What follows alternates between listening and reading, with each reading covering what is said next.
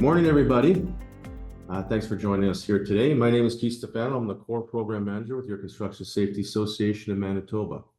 Before we begin, if you have not already done so, please type in your full name and company name into the chat for all participants. This will allow CSAM to track attendance as well as let everyone else know who's attending. And of course, if you have any questions during this meeting, we'll be monitoring the chat and answering it as we go. So here's our agenda for today. If you do not have a copy of the agenda or like to access it, please visit our website, constructionsafety.ca. You'll find it under the COR program page. All right, here's our agenda for today. I already mentioned that. So next is introduction of CSAM guests and staff. I would like to welcome Tara Zukowicz with Safe Work Manitoba and Darren James from Workplace Safety and Health, who will both be giving short presentations today. And here in the room with me is CSAM's Executive Director, Sean Scott, our new COR Programs Administrator, Sophia Doe, and Bob Craddock, CSAM Data Analysis. First up, under updates and information, as mentioned, we'll have a short presentation for both Tara Zukowicz and Darren James. Then we'll be covering the 2022 COR and SECOR Harmonized Audit Instrument, quality assurance questions from our last meeting. Then Bob will be giving an update on WCB annual rebate reporting exposure hours. We will then give a quick update on CSAM The Safety Conference 2025 final numbers. And lastly, we'll be talking about some staffing changes here at CSAM. So let's get right into it. As mentioned, Tara will be giving a short presentation on behalf of Safe Work Manitoba. Take it away, Tara. Good morning, Keith. Good morning, everybody.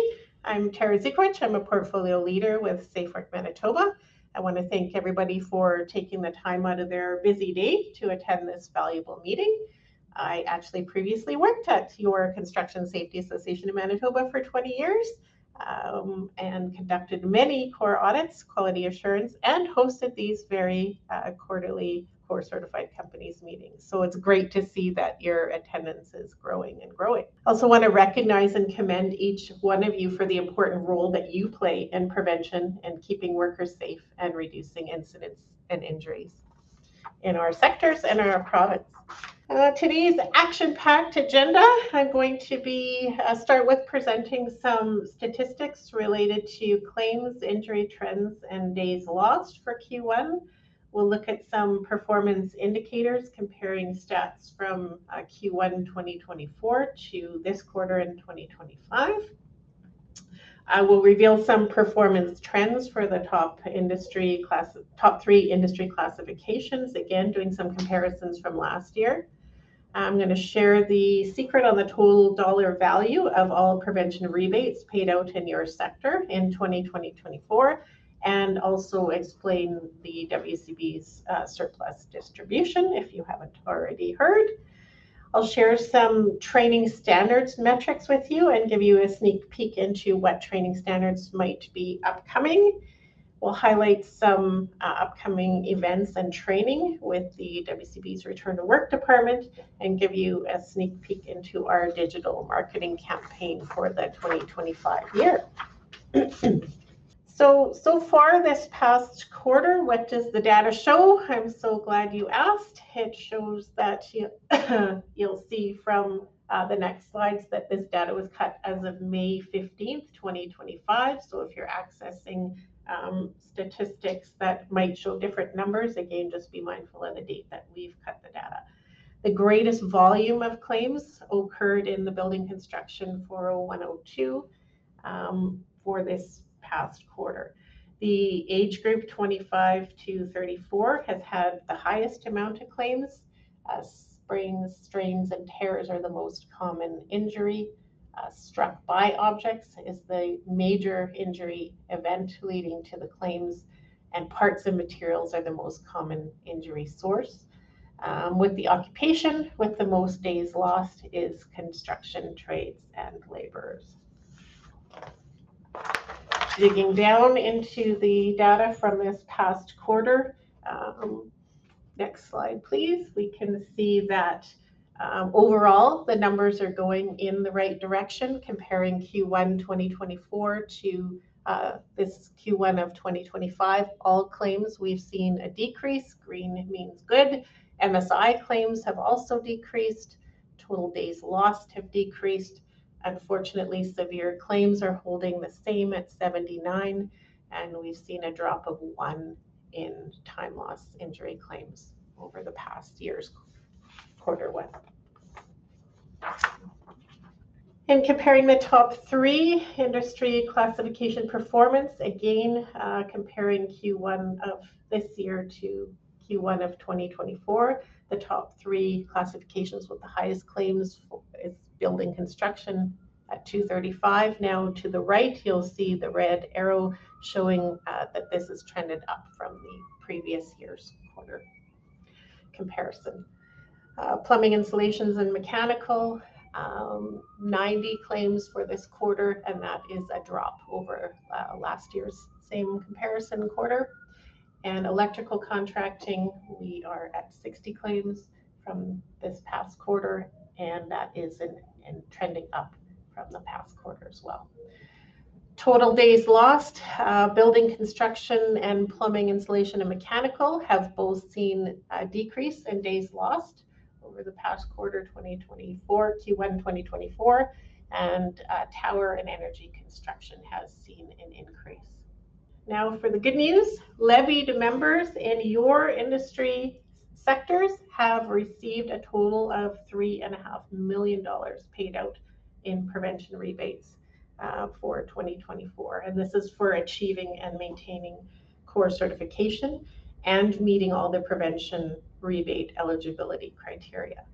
So just to remind you, some of the prevention rebate criteria may include you can't have any previous convictions, penalties, fatalities for the eligibility period, which is the 12 months from your anniversary date. And you also must report your total hours worked and your payroll to the WCB in order to be eligible for the prevention rebate. So just be mindful of those requirements. We still receive a few calls saying, why didn't I get my rebate? And often it's one of the 2 latter conditions that haven't been met. The WCB surplus distribution is separate from the prevention rebate.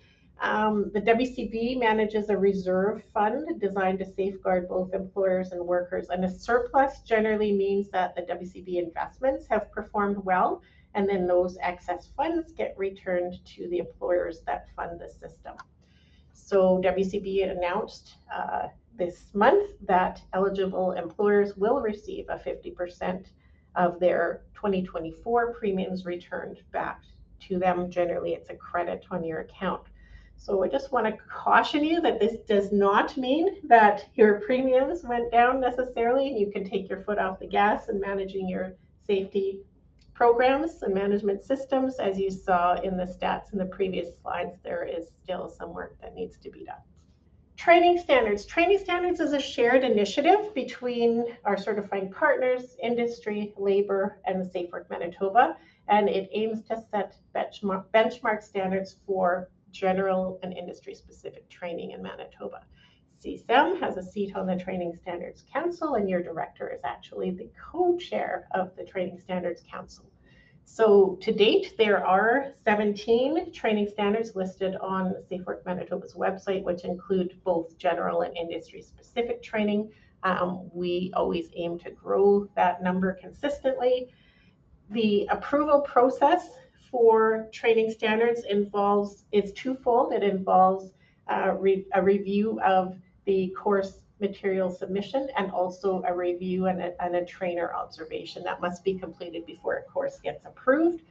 So to date, we have had 80 courses submitted to be reviewed and approved to the training standards program, and we have conducted 119 trainer observations as well to date.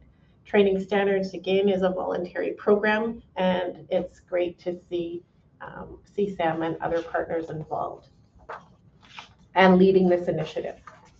So the Training Standards Council has recently approved 2 new standards, the safe patient handling and the asbestos inventory development, and these are expected to be released soon.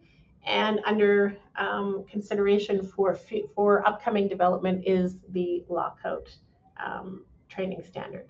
And I would encourage any of you with recommendations for additional training standards to reach out to CSAM. Again, your executive director is the co-chair of that committee.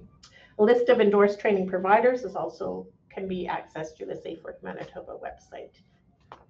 And many of CSAM's training courses have also been endorsed through the program. So the WCB and Safe Work Manitoba websites have recently amalgamated. This will help in streamlining our information and creating a one-stop shop for users. So I have been informed that any existing bookmarks or links that you have should be redirected to the new website. So just be mindful of the new look and feel, as Safe Work can be accessed through the top corner. But it will be all amalgamated onto one. All the information has been transferred over with respect to certification as well. I'd also like to provide you with some advance notice of two upcoming and very popular courses. We have Return to Work Basics and the WCB Basics courses. There are both in-person and virtual training options. I encourage you, if you are interested, to register early. The classes fill up very quickly. Yes, even in the summer. The June classes, I believe, are currently full, but there still are opportunities for the summer. And last but not least is our digital marketing campaign. So our MSI campaign in Q1 is now complete. And we are looking for Q2 to do an injury reporting campaign, Q3 new worker campaign, and Q4 return to work campaign. And you'll see these advertisements out on our social media, TV and radio advertising as well. And that is the end of the updates from Safe Work. Again, I appreciate the opportunity to share your time today. Is there any questions? If not, I want to wish everybody a great summer, and I hope to see you again soon. Perfect. Thank you very much, Tara. Appreciate it. And if there's any other questions anybody thinks of afterwards, or after the meeting here today, just let us know and we'll forward them on to Tara. All right. Next on the agenda, we have, as I mentioned, Darren from Workplace Safety and Health. We're going to a short presentation right away here. So take it away, Darren. Good morning, Keith and crowd. Thanks for having me. Always appreciate the invitation. Hopefully folks can hear me. I owe Keith an apology. It's been tough getting a hold of me this week. It's been a busy time, and there's a lot of things going on in workplace safety and health, and I'll try to keep my comments short, but you know, it's that time of year. There's a lot of work going on. There's a lot of inspections happening as a result of that. I really appreciated Tara's presentation. I'm going to kind of add something into my presentation about hers. But I'll get through my stuff first. I spoke before and I talked about our enforcement strategies in the past years, and this looks somewhat similar this year. All of our enforcement strategies at Workplace Safety and Health are published on our website. I welcome you to have a look at those, but this is sort of a real high-level overview of our strategies this year. One change to the past is this second bullet on priority sectors. We're going to align our work at Workplace Safety and Health to sort of follow more of the WCB model of injury, illness statistics, and then patterning our enforcement strategies after some of those trends in those sectors. So we're going to concentrate on them in order. And this is the order of sector priority in the province right now based on WCB injury stats. Healthcare is number one, followed by manufacturing, then service, then trade, then construction and public administration. And we're going to apply resources in each one of those sectors. We'll continue on with things like hazardous substances and asbestos management and hearing conservation, musculoskeletal injuries, vulnerable workers, but that's the change to this year. Next slide. I'm gonna briefly run through this list of 2025 proactive enforcement strategy and the construction priorities. If anybody would like a sort of a workable copy of this, just shoot me an email after. I think my email address will be at the end of the presentation. But I wanted to slide in something that Tara said. I'm going to go through our proactive enforcement strategy in construction, and that's what I'll spend my time on because I know that's what you folks are looking for. We've developed and implemented a construction team, workplace safety and health folks that are just going to prioritize these types of inspections, and it's in things that we talked about before, like transient types of work, like excavations and roofing and concrete work, sewer and water, landscaping, window cleaning, tower construction, installing metal products, wrecking and moving buildings, operation of cranes in the field, so construction cranes, tower cranes, self-elevated work platforms, use of scaffolds. Go to the next slide, would you, please? Yeah, apprenticeship Manitoba requirements and compulsory trades. If there was folks here that had questions about those, I would take those, but we're gonna have folks applying inspection resources in ensuring that scope of work and proper supervision and compulsory trades is happening. We're gonna look at a lot of movie sets, which involve a lot of construction work, and there's a lot of construction work going on in the province, building movie sets that are going to be used over the next several years. I'm sure your industry knows about that. We're going to build a rural inspection plan, inspect scaffolds. But something that Tara said was she talked about your building construction industry classification. Probably many of you are in that industry classification under WCB stats. The number is 40102. The list of types of work that I just told you that we're going to prioritize over the next year, we call them transient type of work because we never really know where those people are. It's easy for me to print a list of the employers in the building construction industry classification, but there's not much value in me going and inspecting the head office. It's a challenge finding where some of these places are, and a lot of this is reaction based. We'll get tips or complaints, or we'll hear information going on about big projects, and we'll do things that way. But we're going to build a more proactive way of looking at these workplaces. But just to give you an idea of the challenge that is in building construction industry classification, 40102, there's 2,707 employers on that list. We have roughly 40 safety and health officers in the city, another bunch rural, but it's a big project, it's a big job. And as I say, we don't know where they are, but one of the ways that we prioritize work in that sector is we'll try to apply our resources where they best serve our mandate to help protect workers, ensure systems in place to protect workers. And one of the ways we do that is we take that list of 2,700 employers and we look at how they're paying WCB premiums that Tara talked about. It's one of the ways that we look at in addition to injury, illness data. But of that 2,700 employers, 341 of them pay WCB premiums higher than the industry average. Right now, the industry average is $1.98 per $100 of payroll is what the average is for that industry classification. The highest rate payer in that group is $3.17. So that's one of the ways that we prioritize work is we'll look at the employers that are at or above, mostly above industry average, and probably pay closer attention to them while looking at the ones below periodically as well. Next slide, if you don't mind.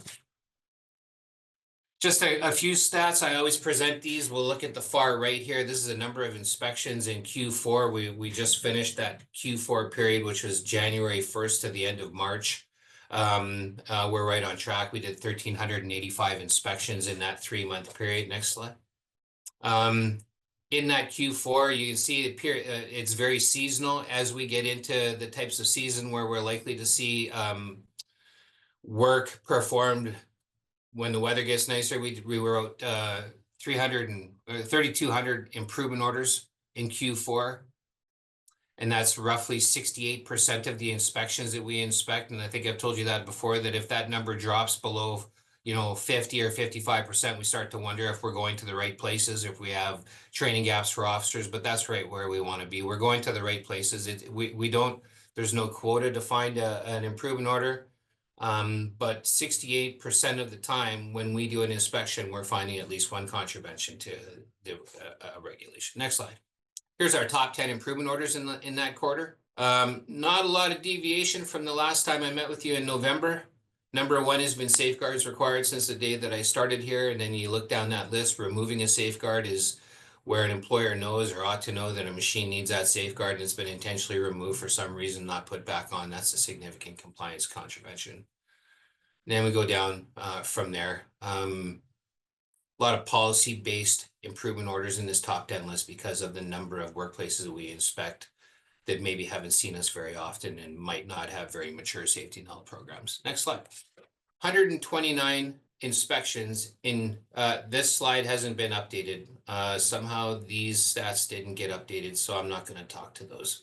Here's a few slides about serious incidents, and I see that this slide hasn't been updated either. Something's happened in the transmission of my presentation, but I think what I'll do is I'll point you to the top 2 boxes on this slide. the top left is a pie chart that illustrates all serious incidents per workplace safety and health definition by sector. And you can see that 26% of all serious incidents reported to us are coming from the construction sector. It's the #1 contributor. And then on the right top is the number of immediate response notifications we get of serious incidents. So obviously not all serious incidents that are reported to us warrant us running out to, but when we do have to go immediately, 55% of the time it's in the construction sector. So that's why we sort of apply these resources. We've committed a team. We come up with new and innovative ways to prioritize employers and work sites within that classification to best serve our mandate. And we meet with a lot of construction employers each quarter. Yeah, that's it. So there's my email address. I'd be happy to fire out the slide presentation with the corrections. If anybody has any questions, they feel free to email me as well. But thanks for your time today. Perfect. Thank you very much, Darren. And yeah, we apologize for that. We'll once we upload it, we'll make sure that the PowerPoint is proper on the upload. So there's no doubt that was me. So I apologize, Keith. Thanks again. No worries. Is there any other questions? Our webinar, our chat box and everything is working now. So if you have any questions, please type it in. Okay, don't see any. No problem. Thank you again, Darren, for your time today. Okay, moving on. Next on the agenda, we are going to be talking about the 2022 COR SECOR Harmonized Audit Instrument updates. So similar to our last meeting in November, I want to mention some or give you some reminders of questions that continue to come up that are incorrect. So previous to the last one, I do have the top 5. But I have a couple of reminders here, just like to go over quickly, because this continues to be one of those issues that has been happening a lot with some of the audits or from time to time. So firstly, as noted in our quality assurance guideline, a minimum 1 full-time employee of the company must have the 4 required core courses or the 3 required training courses for SECOR. It's a responsibility of the company to ensure that at least 1 full-time employee has the required training, and anyone employed by the company may take these courses.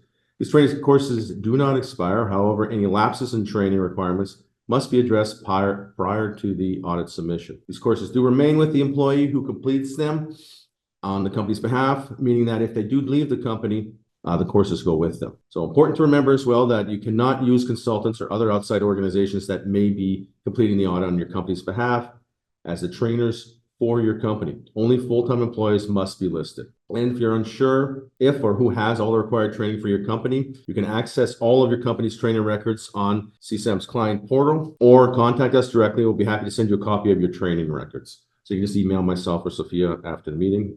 We will be happy to do that for you.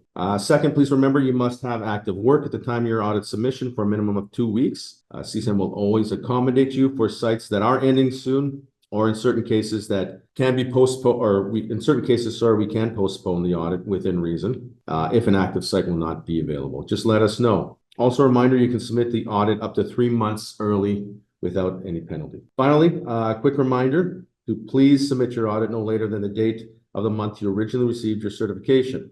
CSAM does do a great job of sending out emails in advance that your audit is upcoming. However, as you know, some emails do not make it to the appropriate person who will be conducting the audit, goes to the junk or on the other folder, or people have left the company since the last submission and CSAM has not been notified. So on the side note of that, just make sure that you let us know if someone else will be doing the audit in advance, and we'll update your all your information on our system. Okay, any questions on that?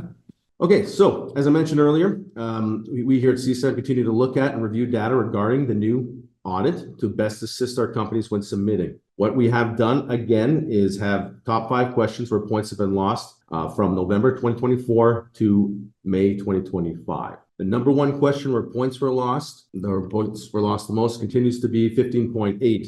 Does the company have a hearing conservation program? That's a 5-point documentation only question. The guideline reads, a hearing conservation program should be developed for each company based on employees' exposure. The program should be written and communicated to employees. Should include elements with respect to site sound monitoring, audiometric testing, hearing protection, and training for employees. So it's broken down the 5 points are broken down to award 1 point based on the creation of a hearing conservation policy or directive, 2 points based on documentation in support of biannual audiometric testing, so every 2 years, and award 2 points based on documentation in support of worksite sound monitoring. So for this question, to achieve full points, you'll need to create and provide a hearing conservation policy, conduct and complete biannual hearing tests company-wide, and conduct site sound monitoring tests by using the appropriate or approved noise dosimeter. And say CSAM, as most of you do know, CSAM does rent out these free of charge to all our members. If you'd like to reserve one, please contact our office after this meeting or whenever you like, and we'll put you on the list here to receive one of them. Important side note as well, I know I mentioned this last time, I'll mention it again, is any apps or on the smartphones that do record levels of noise are not 100% accurate. They're just used for entertainment purposes only, so they'll not be accepted when you submit your audit for that part of the question. Okay. Second question where points were lost the most is, again, 11.10, has emergency response plans been tested for deficiencies and corrective actions taken? So this is a 2-point documentation only question. The guideline reads, verified through documentation emergency plans have been tested as per company policy or legislative requirements. Records must indicate the results of the test and what corrective actions were taken to correct deficiencies. The document we are looking for would be a copy of the results of emergency response plan, tests conducted, and corrective action plans taken to correct any deficiencies. So example of that would be fire drill, chemical spill response. Okay. Number 3 question on the list is 12.5. Are adequate first aid records kept? Now, this question is up from 5th spot last time we met. So just to keep you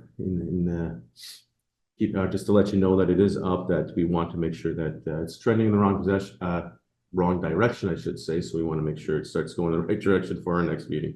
Okay, documentation. The question does read that the guideline reads, documentation must confirm that first aid records are being recorded and retained for all injuries. So the documents we're looking for, this would be samples of completed first aid records or forms that are located in the first aid kits. Really, that's all you need to supply for this question. And you can use you can blacken out names or anything you'd like if you don't want to show employees that have used it. That's fine. As long as we can see that it is being used, that would work for that question. 4th question, where points have been lost, is new to the list. It is question 12.7. Are results analyzed communicated to relevant workplace parties as per company policy, procedure, or guidelines? So it's a 4-point documentation and interview question. Guideline reads, documented evidence must show that an action plan was communicated. This question must also be verified through interviews. So we're 2 points based on the receipt of documentation to verify the implementation of an audit corrective action plan, and we're 2 points based on the majority of positive interview responses confirming the action plan has been communicated. The documentation required for this question will be the availability of an up-to-date action plan from the most recent internal audit submission, along with documented proof that the action plan was communicated to all employees involved. So example of that would be a completed toolbox talk or minutes from a safety committee meeting. Those would work. Now for the interviews, the majority of responses just basically need to say yes, that they either seen the action plan and or it has been reviewed with them in some way. Okay. Now lastly, the 5th and final question where points were lost was 14.3. Has the criteria for selection, evaluation, and monitoring of subcontractors been followed? It's 4 points documentation interview question. This question was actually number 3 on the list last meeting, so it is trending in the right direction. Guideline reads, verified through documentation that a criteria identified in 14.1 and 14.2 have been followed. Majority of interview responses must also be positive in order to receive points. So a documentation example of what would be required is including at minimum, a completed contractor compliance declaration as supporting documentation. Now the interview question is asked only to management for this question and supervisors, and it reads, how do you ensure the criteria for selection, evaluation, and monitoring of contractors is being followed? So the quick answer to this is to ensure that all compliance declarations are filled out and submitted. So that's really all you need to do for that part of it. Now, on a side note to this question, though, this is an all or nothing question. It's a 4-point question. So 4 points usually meant in past audits that could be broken down to 2 points for documentation, 2 points for interviews. However, now with the new audit system, which I believe everyone by now is familiar with, it has changed a little bit, and it is all or nothing for that 4-point question. So if you're not sure at all with any of these questions, obviously you can check the guidelines first, or just give us a call. We'll walk you through whatever you need, and answer the questions and give you the exact number or exact the information you need to answer that question correctly. Okay, and that's the top 5 for this time around. Are there any questions? Keith, maybe just want to add to 14.3. So that statement has the criteria for the selection, evaluation, and monitoring of contractors and services been provided. That is the main reason. It's a legislative requirement underneath the requirement to have a safety program. And it's the main reason why COR is being asked for condition of contract or condition of tender, is because the owners have a responsibility to have in place a criteria for selection, evaluation, monitoring of you. If you're the COR certified company, that's why they're actually hiring you. So it's pretty important that you guys follow the same process when you're hiring your own subcontractors to come work for you, that you do also have a criteria for selection, evaluation, monitoring. And the simple answer to that is yes, we just hire COR companies. It's pretty simple. Awesome. It looks like we have a question here. How often does oculometric testing need to be completed? So the testing now in past years actually was annually, but it is now biannually. So every 2 years it needs to be completed. Now, a lot of companies do go above and beyond, still do it annually, and that's fine too, but it is 2 years now. Okay. Now, another question here, what if you don't hire subcontractors? If you don't hire subcontractors, you are a subcontractor as well on the site, right? So you probably would be filling one of these out. So if you have a completed one that you filled out, you can ask for a copy and just use that for that question, okay? But you still will need to have at least a blank one completed for your audit submission to show that you do have something in place in the event that you actually do hire subcontractors, okay? Another question here, does the COR auditor need to take all 4 mandatory or principles of an auditor? Other employees have the other mandatory courses. Now, yeah, it's a good question. If you're an auditor for a company, minimum requirement is taking the Principles of Safety Management and the Safety Auditor Training course. The other 2 courses definitely should take if you are going to be doing it. However, it is optional. If someone else within your company that's currently a full-time employee has those 2 courses and the auditor has only the Principles of Safety Management and Auditor course, that's fine. It can be 2 employees, it can be 3 employees if the other 2 employees only have 1 course each, as long as there's at minimum 1 employee that has the 4 required core courses, or it can be broken up into more employees, I should say, at that point. Any other questions? Yeah. Awesome. And again, I'm going to say this a few more times as we go along here today. If you have any other questions as we continue on from something that we already talked about, think of it, just email me afterwards, email Sophia, and we will definitely answer the questions you may have. Okay, next on the agenda. Okay, so we're moving on to WCB annual rebate reporting exposure hours. So quickly here, once a company achieves COR certification with CSAM, you are eligible to receive a 15% rebate of your assessment premiums. So this means, for example, an eligible employer who's paid $100,000 in premiums for a given year would receive a rebate of $15,000 or 15% of their premiums. To ensure that companies are eligible, they are required, though, to submit their total annual payroll to WCB. So now with more on that, I'm going to turn it over to Bob Craddock, who's in here with us today. Take it away, Bob. Good morning. So I'll just give you a little bit more of the detail, because I guess there's issues out there as for some construction employers not meeting the policy requirements for the rebate. So arguably all of this starts in late January, where a company will get a task from WCB to report their annual payroll piece. I think on the slide it says reported by February the 1st. unless it's changed since I left, but the reporting requirement, I think, is the end of February. So there's, on that task that you get, or on that piece that you get to fill out, there's 7 different bullets or 7 different boxes that have to be completed, and one of the boxes says total hours worked last year for all workers.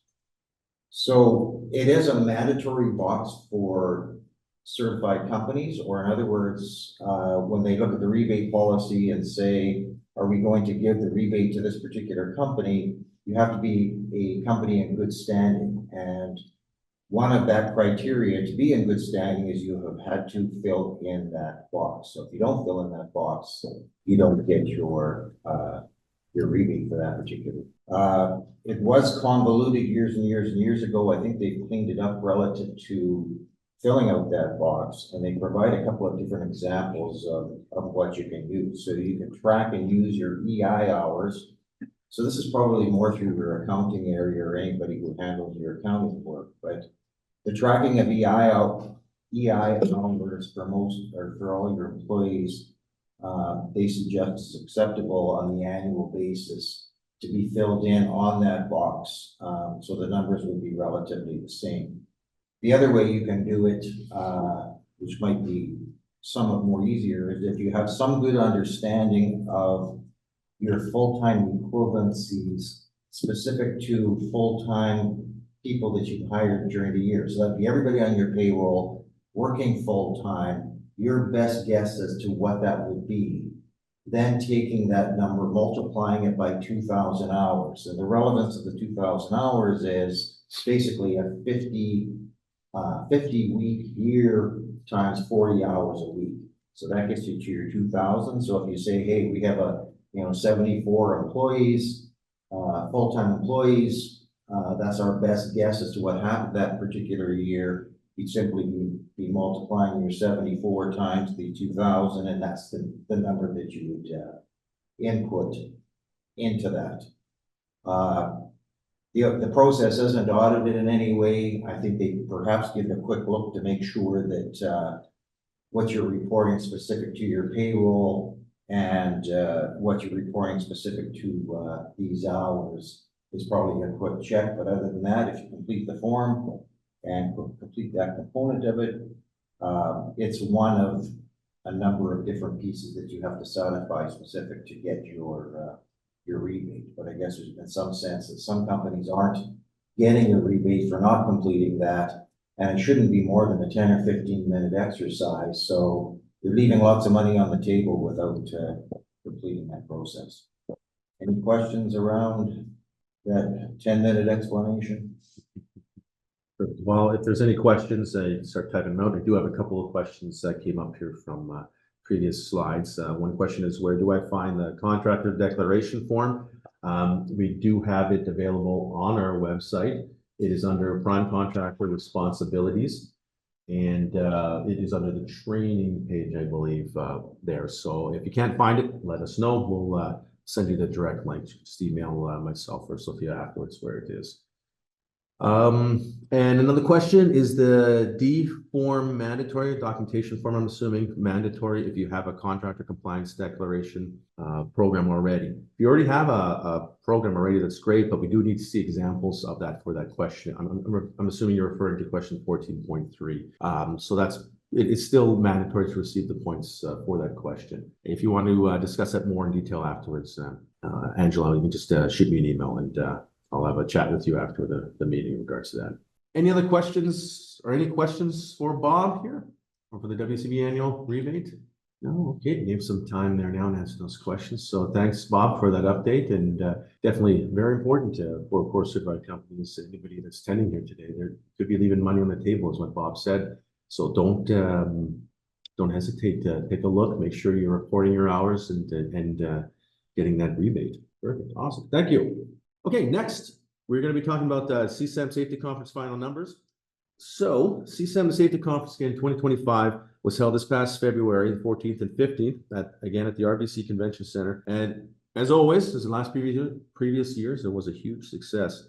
This year we had a total of 1,785 participants. We had 880 on the first day and 905 on the second day.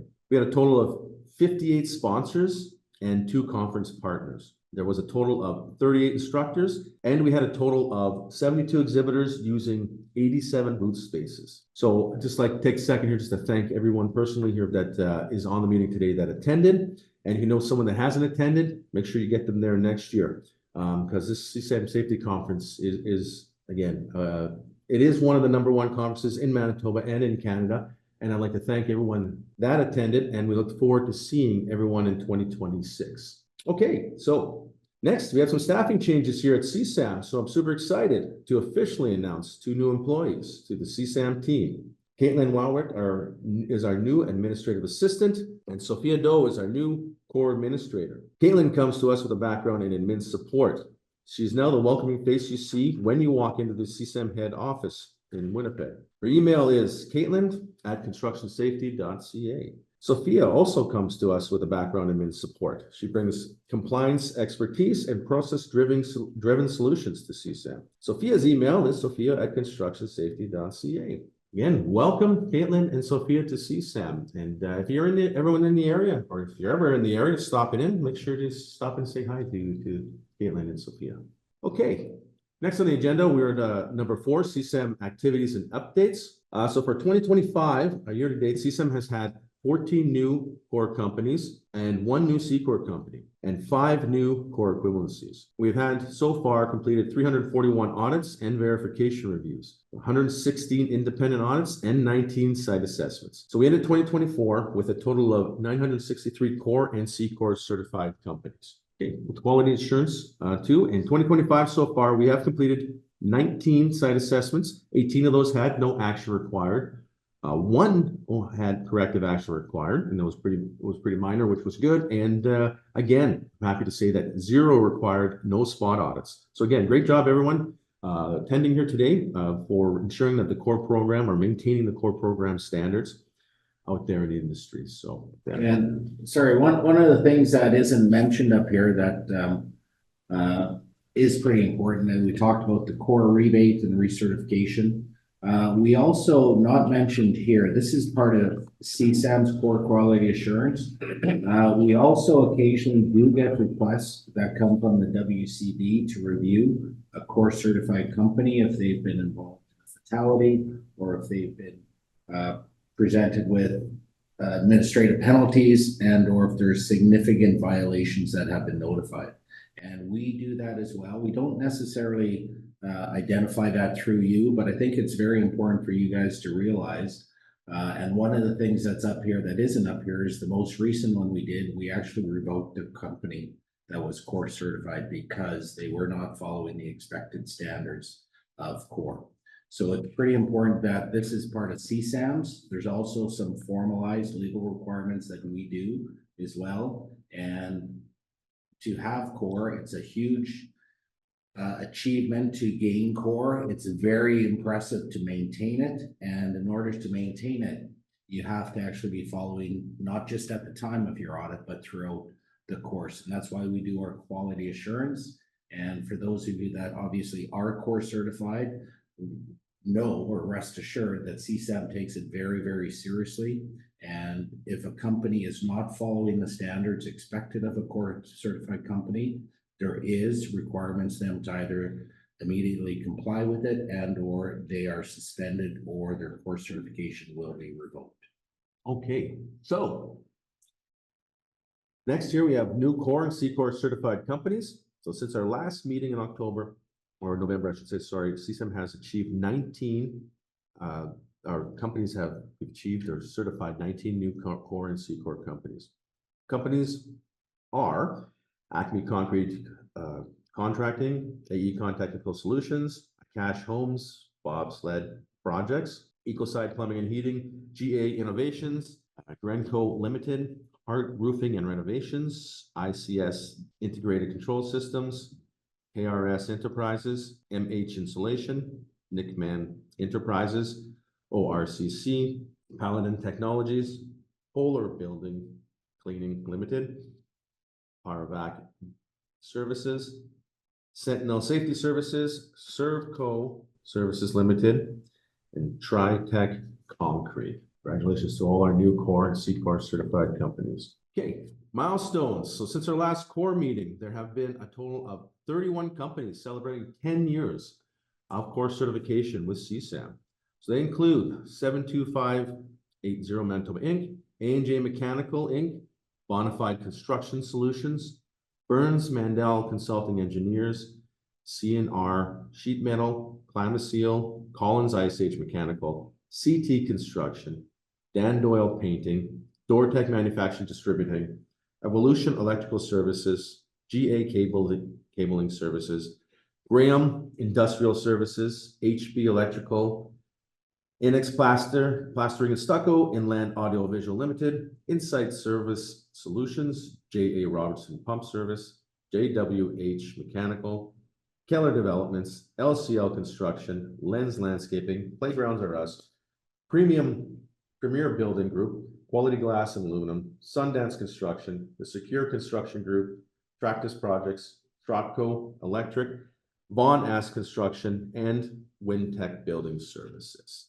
And also we have, as always, 9 companies that are, we have 20-year companies, and we have 9 of them this time around here. They are Three-Phase Electrical, Sparks Power, Concord Projects, Eastside Ventilation Limited, Gateway Construction Engineering Limited, James Judd Limited, Kensington Homes Limited, Oakwood Roofing and Sheet Metal Limited, Westwood Construction Limited, or Westland, and Westwood Mechanical. So congratulations to all our 10 and 20-year companies here with CSAM. It is getting longer every single time, which is great to see. Okay, number 6 on our agenda. We are already at number 6. It's great. New business. So we're going to be talking about the CSAM app, CSAM Golf, Northern Training, upcoming Westman training, and upcoming training courses here at CSAM. All right, the CSAM app. Although the CSAM app is under new business, for most of you here, you know that it has actually been around for a number of years. It is not new. But having said that, reason why it is under new business is because many of you attending this meeting here today, this might be the first time you're hearing about it. And for those of you who already have it downloaded and have heard of it, this is a great refresher for you. So the CSAM app makes safety simpler and more accessible. The app is designed to save time on the job while helping others better understand the legislative obligations. So with the CSAM app, you can carry over 350 pages of Workplace Safety and Health Act and regulations right in your pocket, and puts essential safety information at your fingertip anytime and anywhere. Organized alphabetically by topic, the app covers more than 30 categories of Manitoba workplace safety and health laws, and each category includes original legislative text, plain language summaries, and practical solutions. Quick links to additional resources, including CSAM's website, are also accessible on Wi-Fi or cellular data. If you're working in a remote location, all Workplace Safety and Health Act and regulations content is actually fully available offline. So ensuring that any critical information you have is always within reach. Okay? The CSAM app is available for both cell phones and tablets on Google Play and at the App Store, the Apple App Store. So please follow. If you do not have it, we have up on the screen here the QR code. Please take some time there. I'll give you a couple seconds to download it. And yeah, that's it. Is there any questions on the app? I see a question here as everyone's downloading the app here. So our CSAM Toolbox Talks, actually, I'm sure everyone loves the CSAM Toolbox Talks, but it'd be possible to get some new ones, updated ones. Great question, Kent. We're actually updating some right now and putting some together, and they'll be edited in the next couple of weeks, and they'll be available for everyone on our website. So just keep checking the website, and we'll put it in our monthly newsletter as well when they are available. So there are more coming. And one of the new things we started a couple of years ago that seems to be pretty popular is not just the text of Toolbox Talks, but the video Toolbox Talks. And coincidentally, we have Michael and Matt are out shooting some B-roll, they actually call it, for an updated video Toolbox Talk that's actually going to be coming out in the next couple of weeks. Great. Everyone has this downloaded by now, so that's awesome. So thank you for that.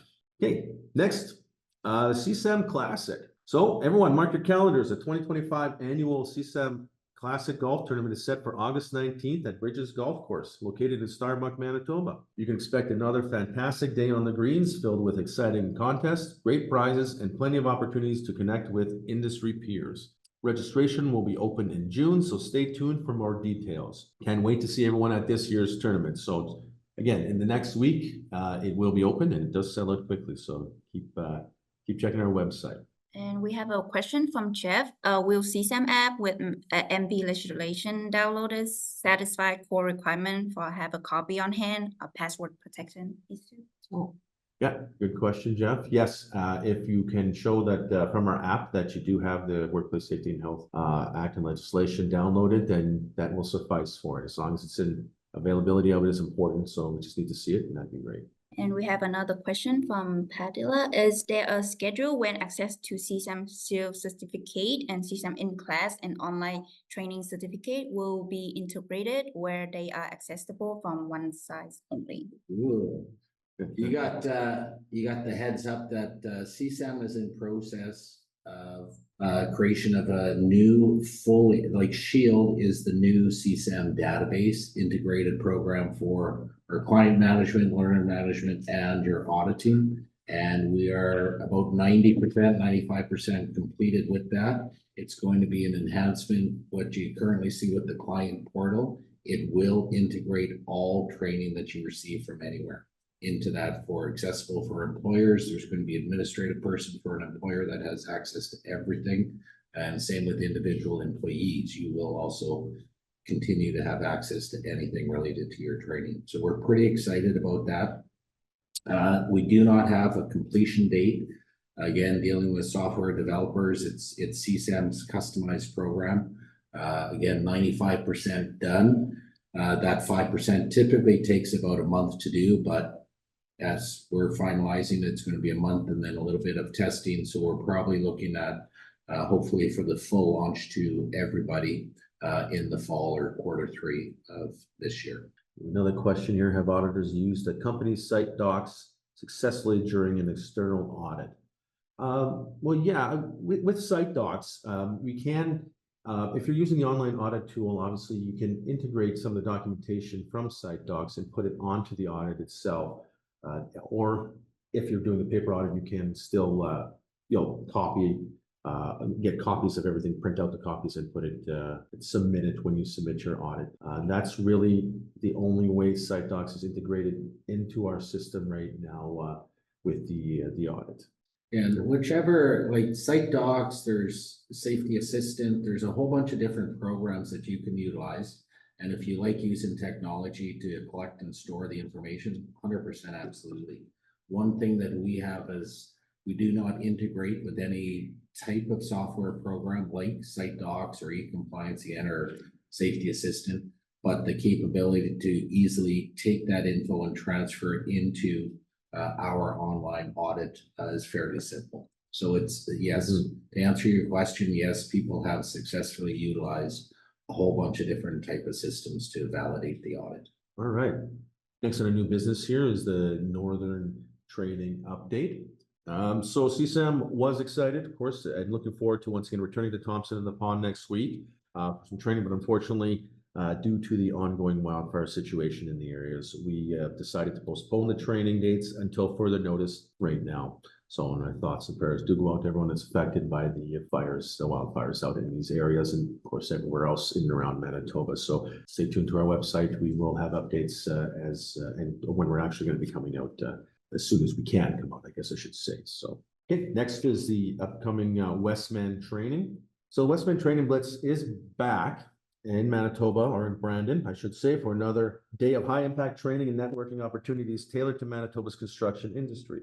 This year's event will be held on Tuesday, June 24th, in a familiar and convenient location, be at the Clarington Hotel and Suites, which is located at 3130 Victoria Avenue in Brandon. So whether you're just starting out or looking to refresh and expand your safety knowledge, the Westman Training Blitz offers a wide range of course options to suit your needs. Courses offered will be for full day. We have flag person, basic first aid, safety skills for supervisors, and working at heights. Our half-day courses include load securement, defensive driving, and incident investigations, and workplace committee and workplace safety and health representative. So for more information, you can contact Trish at our Brandon office, 204-728-3456, or you can of course email her, Trish, at constructionsafety.ca. And we have a couple of questions here from Travis regarding to the section 14. What document are required for 14.5 criteria for selection, etc. of projects? All right, so the question reads, here, does a company have a criteria for selection, evaluation, and procurement of products that have the potential to create a hazard? So for that question, yeah, I mean, you're asking for kind of documentation. It can be examples of something that you're actually using. You can use an MSDS sheet or something, or sorry, an SDS sheet to show that you have the procurement and you're doing the proper steps, following the proper steps, I should say, in regards to that, and having some type of discussion, whether it be a toolbox talk or something showing that you have discussed that. So we do have, I believe, example of that one on our website, and I can talk to you afterwards too in regards to that and give you some examples. Okay. Yeah, and then just that section 14 is the new element that was added in 2022. And again, we used to have it in our provincial supplement for contractor management. And the long and the short, a bit of history behind this, the COR has kind of taken some of the integration from ISO requirements. Some of our sister programs have an ISO requirement that they need to have in place, and that's why procurement was added, not just contractor management. So procurement is for goods or services that you're bringing in. So if you're bringing in a product that has the potential to be hazardous, you also need to have a criteria for the evaluation selection. So as Keith mentioned, if you would like to be awarded 2 points out of the possible 22 points, that would be to validate for those products coming in using an SDS sheet or something like that, or whatever other criteria you have. Part of that, though, is, again, you do not need, it's not 100% compliance. You need to have 50% in every element and 80% overall. So this is 2 points out of 400 or 2 points out of 22. And if you do not regularly bring in products or things that are hazardous, I wouldn't be overly concerned about it. Okay, and we also have another question. When will there be a new act and regulation release? That's a good question, and Darren's offline, but Tara is online, and maybe she can let us know. There's been a process, and the government is mandated to review the act and regulation every 5 years. And there was a big process over the last year and a half, 2 years, for a review of the act and the regulation. There is 192 recommendations that came in from the public. There's a group that was put together, employers, labor representatives, and the government themselves, Workplace Safety and Health, to review those and provide recommendations to the minister.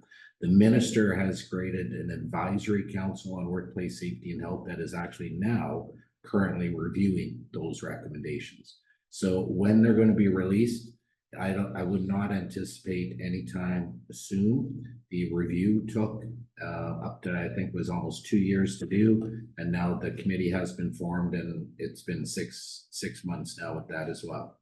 So I would anticipate there should be a final approval or recommendation to the minister, and then it's 100% up to the minister what they want to include in the act and the reg. So I would anticipate something coming next year. Tara, anything to add to that, or putting Tara on the spot? Oh, she's there.